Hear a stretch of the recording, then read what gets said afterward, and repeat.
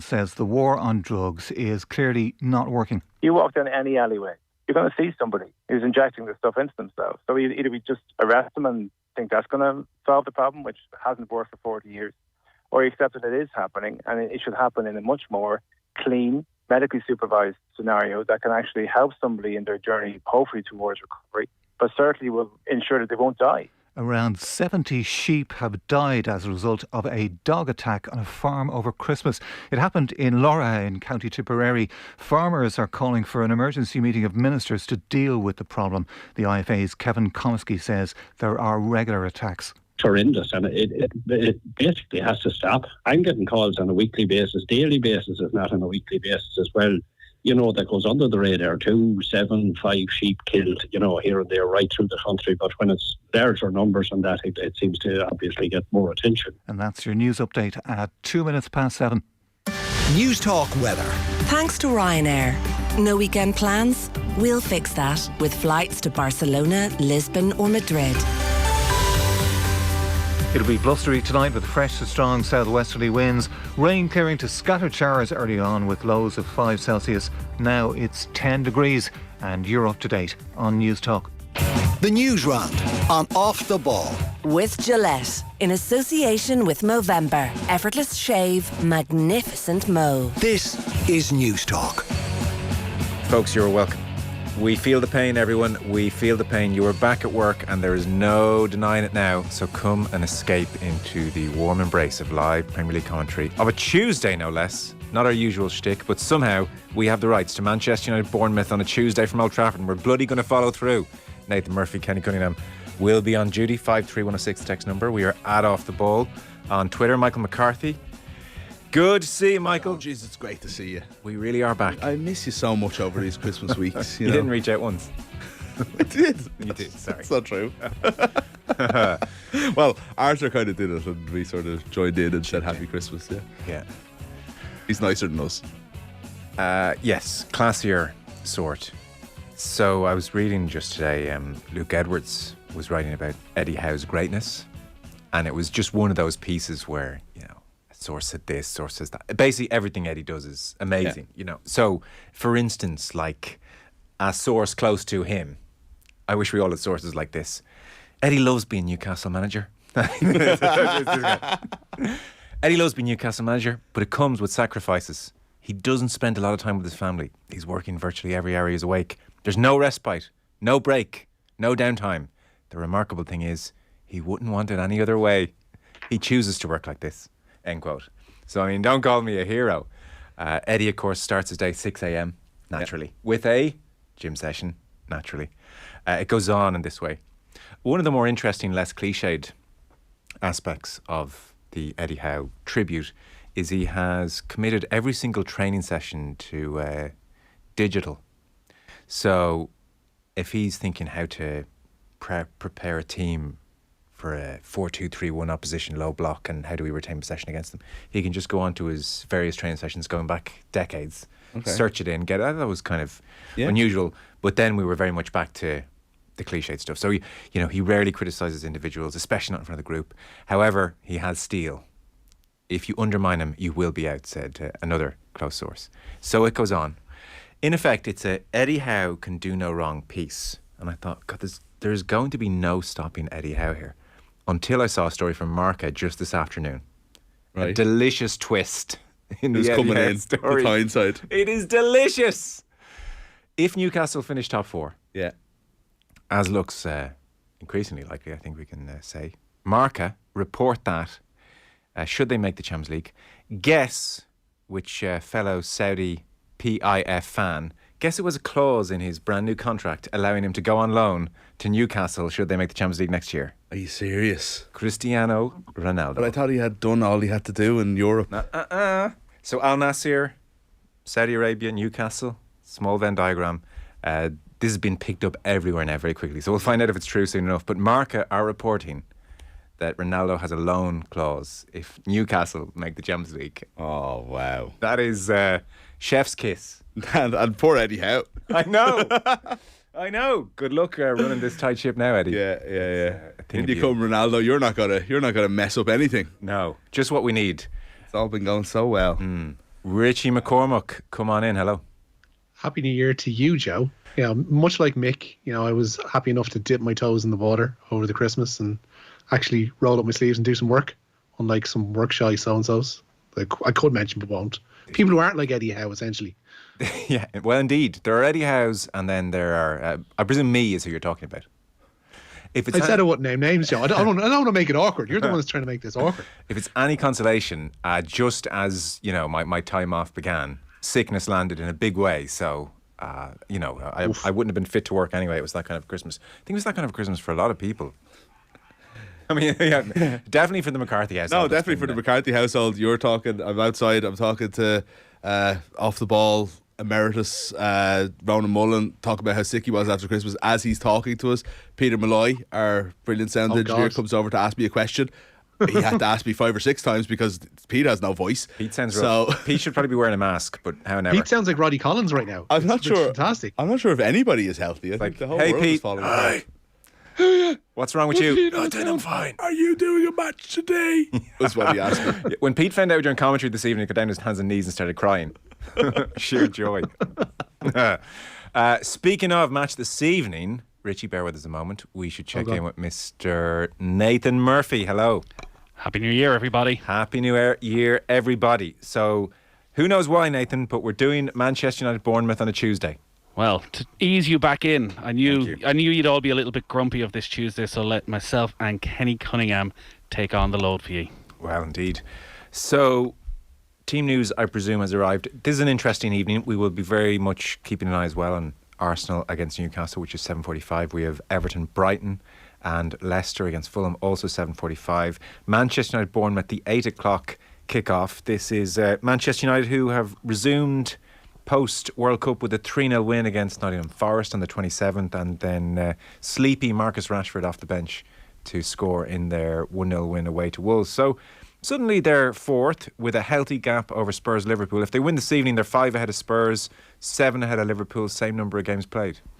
Yeah, they're the team that has found consistency when the likes of Tottenham, Liverpool, Manchester City have been struggling, and it's put them in a really strong position where they could tonight, depending on the result in the game between Arsenal and Newcastle, move up to third in the Premier League table. They've won 3 in a row in the Premier League, 5 in all competitions, and they've only lost once since the Manchester derby, which was unquestionably a real low point when they were totally dismantled by a brilliant Manchester City at the Etihad. But that seems to have been a real learning experience for Eric Ten Hag. Casemiro has come into the side. They haven't conceded a game when Casemiro and Rafa Varane have started together. Manchester United now. Rafa Varane isn't in the starting 11 tonight for Manchester United. Harry Maguire and Victor Lindelof will be the centre-back pairing for United this evening. Lisandro Martinez still recovering from his exploits at the World Cup, and Rafa Varane drops to the bench for Manchester United. But Marcus Rashford did wake up. He set the alarm. He got out of bed on time at the start of the new year, and he is back in the starting 11. But there's certainly a feel-good factor, a buzz around Manchester United that hasn't been there in a couple of years, and it feels that this maybe is something sustainable that Eric Ten Hag is building. But, as we know, when you're Manchester United manager, one slip up and the pressure can pile on again. It really does feel unlikely that Bournemouth will be able to do that this evening. They've been a shambles defensively. They've the worst defensive record in the league. They've never won at Manchester United. And ever since making Gary O'Neill their permanent manager, it's been a little bit of a struggle for them. Just one win in their last 6 games. And they are very much thinking about survival and fighting for survival. They start this game just 2 points clear of the relegation zone. So you might give us the full United team then. So Harry Maguire just needed 4 other centre-halves, including Luke Shaw, to not be available or to not be starting there to get his starting berth. So there's that. Well, you'll be talking to Kenny in a while, and Kenny had Luke Shaw as one of England's great centre-halves, I think, after watching him last time out, and maybe thinking that he could take up a permanent spot in the heart of the Manchester United defence. He's going to be playing at left-back tonight. It is David De Gea, as you would expect, in goals. Aaron Wan-Bissaka, there's a lot of speculation that he will leave Manchester United in this transfer window, but he's getting a run of games at right-back, and he continues there tonight. So it's Victor Lindelof and Harry Maguire, the old Manchester United centre-half pairing, who will start this game together with Luke Shaw at left back. Interesting to see what Ten Hag does ahead of that, because Donny van de Beek comes into the side. The only other game he started this season was the 3-1 defeat against Aston Villa. He obviously hasn't played an awful lot of football. Even when he came on against Wolves the last day, he really didn't seem at it. But with rotation and these games coming quick and fast, Erik ten Hag is giving him an opportunity from the start tonight. It'll be Casemiro and Christian Eriksen in midfield alongside Bruno Fernandes, Donny van de Beek in there as well, and then Marcus Rashford playing just off Anthony Martial. Garnacho drops out of the team as well. Anthony isn't in the squad. And for Bournemouth, Mark Travers starts in goal once again for Bournemouth on what is a big night, it seems, for young Irish players in the Premier League, with news just coming through that Evan Ferguson is going to make his first Premier League start for Brighton. Very good. Nathan, thank you for the time being alongside Kenny Cunningham this evening. We should start the news round, which is brought to you with Gillette Labs for an effortless finish to your day. Richie, you are starting with Pele. Yeah, Pele has finally been laid to rest in Santos this evening. Thousands of mourners lined the streets of the Brazilian city today, including his 100-year-old mother, as a procession took the football legend to the 10-storey Memorial Cemetery there. A private ceremony, of course, taking place to end 3 days of national mourning that took place after Pele died on Thursday at the age of 82. Who hasn't taken a selfie in front of an open casket? Stop. I was actually going to not mention that there because I don't like... I'm very, very down on Infantino at the moment, and I was disgusted by that. I don't know, like he's disgusted at your disgust, isn't he? He is disgusted at your disgust. I'm He's sure released he is, a statement criticising the criticism of him. Yeah, he's perfect. Yeah. Isn't it funny with sports administrators that, you know, we don't see the minutes of the board meetings, we don't rigorously look at accounts down the years, we don't get to see them negotiating with broadcasters or potential sponsors. So sometimes it can be hard to know if a John Delaney is doing a good job or if a Gianni Infantino is doing a good job. Until we read a book later on. Oh, look, until the SH1 hits the fan. Absolutely. I know what you mean, but yeah. You know, you're just working off a general sense of them. Mm. And so you see things like John Delaney going on Saturday night talk shows and parading his relationship, and you start to think that's unusual behaviour. Infantino, in front of the world, I think, in the last couple of weeks, has decided to really confirm all suspicions. That's kind of what I feel as well. Yeah, exactly. I don't like what you know. We know some of the problems that are happening with FIFA, and then there's arguments about what predates Infantino and what doesn't. So all of that, I suppose, is still, you know, open to question. But then you just see the character of someone, and you see a lot of them around the World Cup, and then something massive like Pele's death happens as well, and it's just like it's been. I don't know. I feel like you get to know somebody's instincts and what sort of a character they are by the way they react to these types of news, and all from that opening World Cup press conference all the way through to this. I don't think he's done nothing right. He genuinely thinks he is bigger than all of this, and he thinks he's some kind of statesman who doesn't have the weight of politics to drag him down into the normal. So he's like literally, he's almost in his own head like a saintly figure who's spreading the gospel of football around the world as if it wouldn't do it itself on its own terms. Yeah. But he thinks it's him and it's FIFA that does things like bring football to the world, when actually it's just lads kicking a ball in a local park or in a local square or whatever else it is, and that he is above everything, and that he is this godlike saintly figure who and is now immune to criticism and has enough rich mates to kind of back up his own theory. None of it is true because it's Gianni Infantino and we can all see him for what he is. But there's something about the hierarchy of FIFA, and particularly getting to that level in FIFA. And the same happened to Blatter. And to a degree, I guess, looking back, it probably happened in a different era to Havelange. But they figure themselves as this massive global figurehead that nobody else outside of their own head sees them as, but they think they definitely are, who doesn't have the inconvenience of having to be a political body.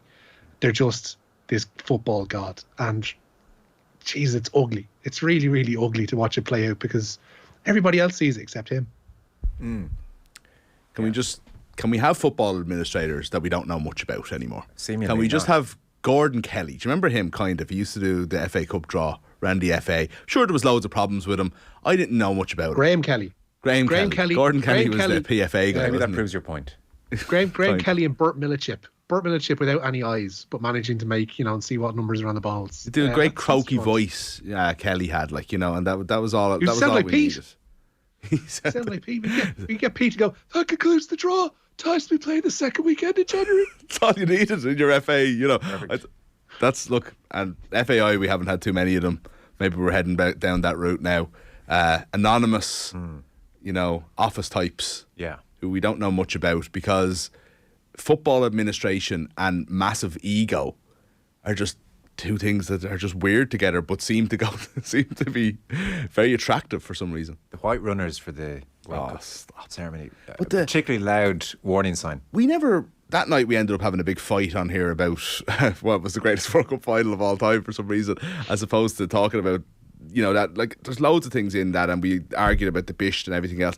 Infantino's part in that trophy ceremony, where he literally waited until the Qatari, I can't remember, Mir, took his hand off the trophy before he took his hand off, so he would be the last person. And it was just this really, really weird standoff where they both had their hands on the trophy, and Infantino was like, I am not backing down here. I will have my hands on the trophy last, and then even hold on to it more so I can talk to Messi more and have the eyes of the world on me in this moment. And as Richie says, not really understanding that people don't like this.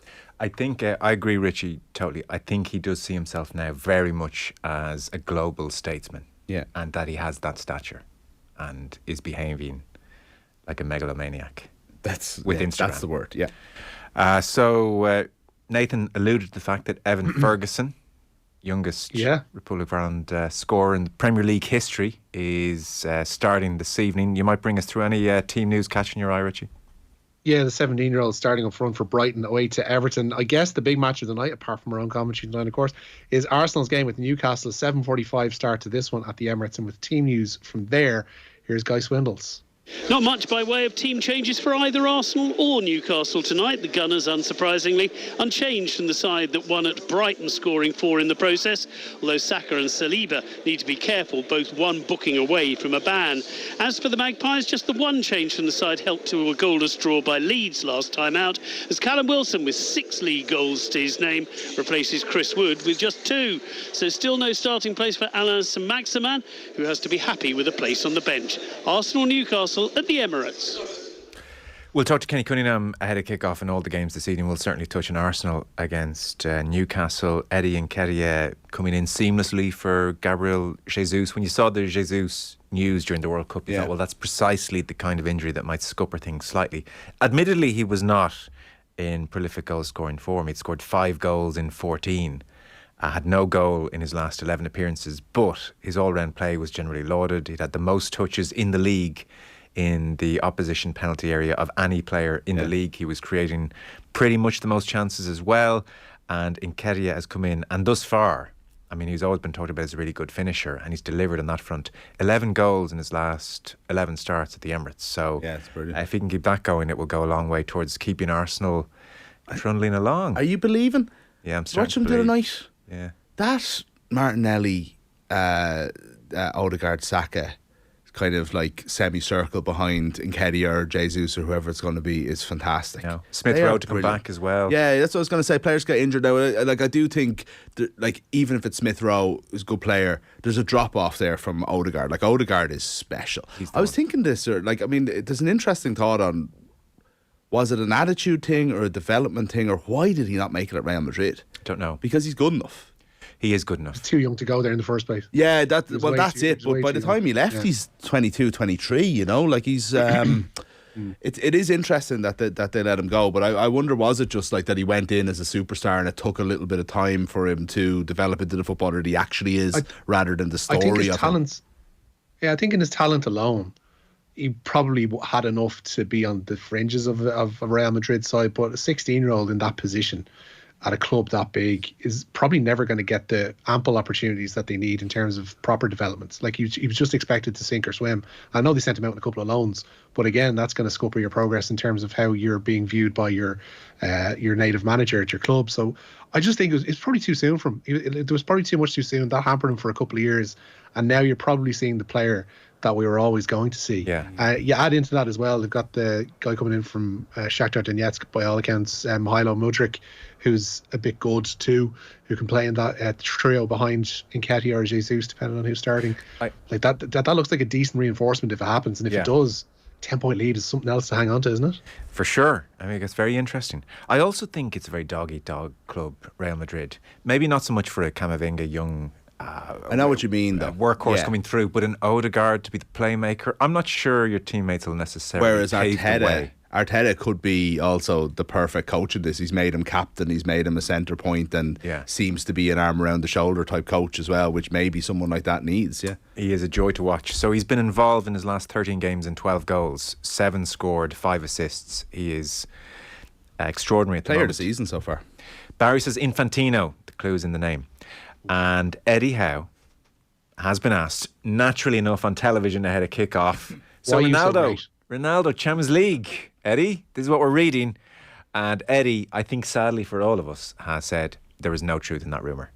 So maybe they didn't tell Eddie.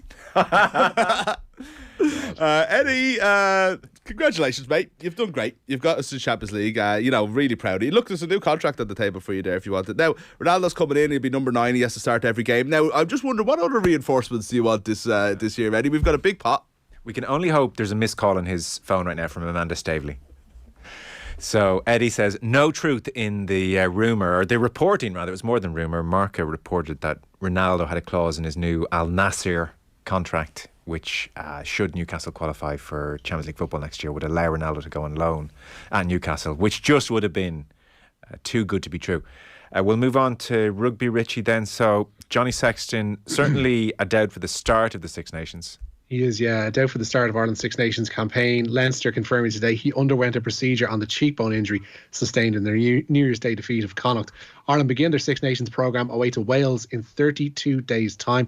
Meanwhile, Luke McGrath and Max Deegan will miss Leinster's trip to the Ospreys this weekend as they both sustained ankle injuries. Tyke Furlong and Will Connors will make further steps in their rehab processes from ankle and bicep injuries, respectively.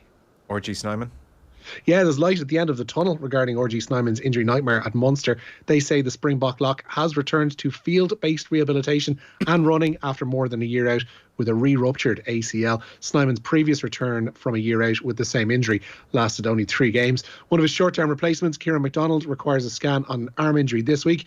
Pardon me. Dermot Barron and John Hodnett will have their fitness assessed ahead of their game with the Emirates Lions at Musgrave Park as they observe return-to-play protocols and work through a thigh injury respectively. Connacht have received a timely boost ahead of their must-win game with the Cell C Sharks this weekend. Mac Hansen, Finlay Beelum and Josh Murphy have all returned following illness. Bundy Aki is back in the frame, having been rested for their Leinster trip, but Jarrett Butler and David Hawkshaw are facing spells on the sideline with finger and ankle injuries. And Ulster say Marty Moore suffered a significant knee injury in their New Year's Day defeat to Munster. He was due to undergo an MRI today. In better news for Ulster, Ian Madigan, Rob Herring, Tom O'Toole and Alan O'Connor have returned to training after their respective injuries, and Ulster are away to Benetton on Saturday lunchtime.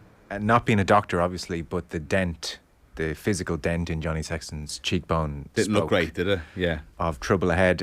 I've seen various estimates at maybe 6-week territory, so certainly he'd missed the start of Six Nations. The middle game for Ireland, you know the way it goes, there's 2 games, there's a gap week. The middle game is Italy. So then there's another gap week, and then the final 2 games are Scotland and England in Dublin for the Grand Slam on Paddy's weekend. Oh yeah, for the Grand Slam, yeah. Well, so I would anticipate he might be back for Scotland and England game if required, and somebody else will get a run at 3 games. In that 3 games, so we're arguing about this in the office as to whether this is ultimately a good thing for Ireland and for the World Cup and for Andy Farrell. I was like, depends how much you value a Grand Slam, because with Sexton there, France and England coming to Dublin, you would say that's an exceptional chance of a Grand Slam. Yeah. And it's now far less exceptional. It's very, very, very unlikely, if not definitely unlikely. Definitely going to miss the France game now, which makes France possibly, arguably, the other best team in the world. Yeah. That's going to be a very, very difficult task now without Johnny Sexton. But do we find more of an answer? Are we a lot clearer going into the summer and autumn as to who that Johnny Sexton replacement is?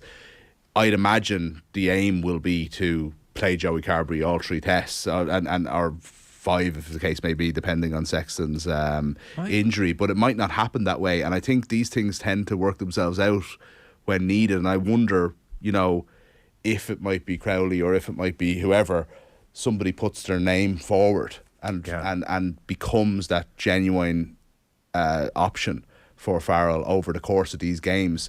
This is as big as it gets outside of the World Cup, so I think it might not be the worst thing to happen. No, for sure. I think at this stage they have invested so much in Carbery, they will stick with Carbery. Like, certainly Jack Crowley played very well recently against Ulster, and there's renewed talk that actually maybe it's Crowley. Maybe he's the new anointed well, that's the way we ended the last window as well. Like, perhaps, but that leaves 3 games in the Six Nations before Sexton returns, and however many warm-up games, let's call it 2. 5 appearances for Jack Crowley, 2 of them being warm-up games, one of them against Italy. Is that enough to prep someone for a World Cup? And I don't know if we're even ready for it, like, to give him them, because I mean Carberry's not got, like, I mean I think they have to start with Carberry, and then you've got Ross Byrne in the mix and everybody else. You know, there's I think it's Carberry plenty of people there on a level under Johnny Sexton, but none of them are at Johnny Sexton's level, and we just have to be honest about that. If the World Cup was in 2024, it could be very interesting for Crowley, but I mean the shutters are coming down. There's not enough minutes. Or look, maybe he's just so assured and so good that you give him 3 games. And what if he plays? What if you know, he started obviously for Munster against Ulster on New Year's Day? What if that develops over the course of the year, deep into the Heineken Cup? Graham Rowntree has stuck with Carberry at 10. So if Carberry's playing 10 for Munster, I don't know how you can make the case that Crowley should parachute in for a World Cup. No, I agree. I'm just wondering. I think we might learn a bit though over the course of the Six Nations. I think these things can happen fast.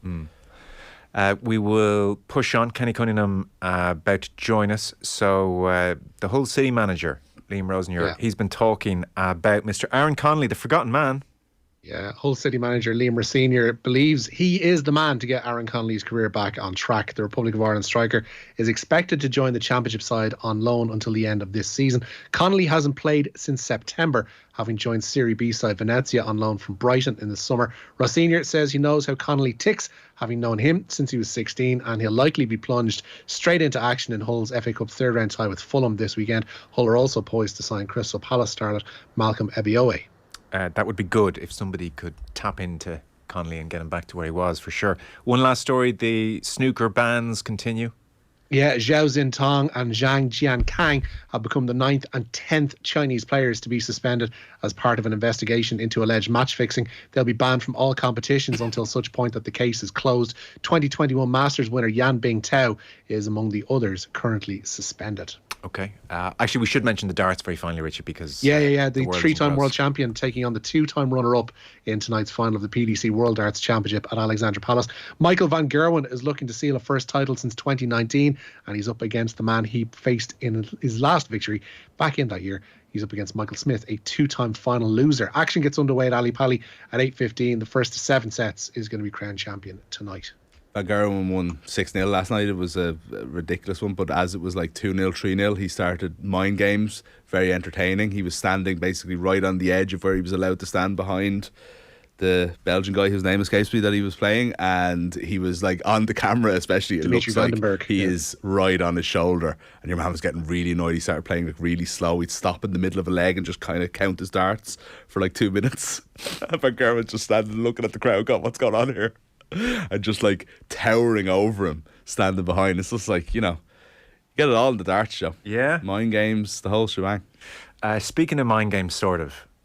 Just Christmas. Here's a segue. Well, mind it's games, not even that sort good. of. It's not really mind games. It was just very interesting. It came up on Instagram Reels, which is the source of all evil, I know. But Andre Agassi was talking about playing against Boris Becker, and Becker had a tell in his serve, and he would always put out his tongue. You can do a quick YouTube and you'll see it.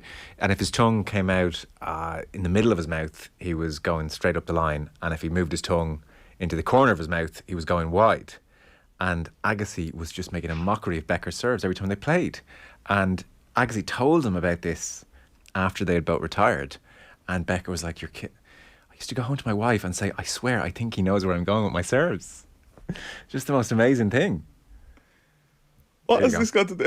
It's mind games of a Yeah, sort. no, it is, I suppose, yeah. It blew me away. You've told me that before, though. I haven't. I didn't know it maybe before. someone Who else thought? What was did somebody have a bet on if we'd end the news round on Boris Becker's tongue? Is that what's going on here? And somebody's after winning a lot of money? No, I didn't have a bet. It literally, when you talked darts, intimidation, getting inside someone's head. No, I actually do see where you're coming from there. Sorry, yeah. He was just in his head. Yeah. And then Becker became increasingly freaked out every time he served. This guy Ruined his career. How does he know where I'm going? So there you go. Now look at him. Well, indeed. That's harsh, Is isn't he it? still in prison? I think He's he out. just got out, didn't he, last week? He's out and back in Germany. There's Yeah. a big special coming, isn't there? Like a Netflix or an Apple He's after signing a big deal to do a tell-all because essentially, after all that, bless him, he needs the cash. Yes. He said that Jurgen Klopp was refused permission to visit him in prison. Wow. Are they mates? Apparently, yeah. That's what Becker said on his release anyway. He got deported then from the UK. So, God. yeah, it's a Interesting. mad fall, like, if you think about it. I don't know if we've talked about it enough, actually. Let's do a piece on Yeah. Becker. Yeah, for sure. Okay, we're out of time. Mr. Kenny Cunningham is standing by. Richie, thank you. Listen, lads. Michael McCarthy, thank you. Cheers. Your chance to win big. News Talk's cash machine. Now, Shane Mooney in Dublin became our first winner of the new year when he answered the call. The cash machine has been reloaded and there's a new number which you need to know. €20,431.25. Text play to 57557. Get your entry in by 3 tomorrow afternoon, and then across the goal line at stations someone will get the call. If your phone rings, answer within 5 rings. The exact amount in euro and cents, and the cash is yours.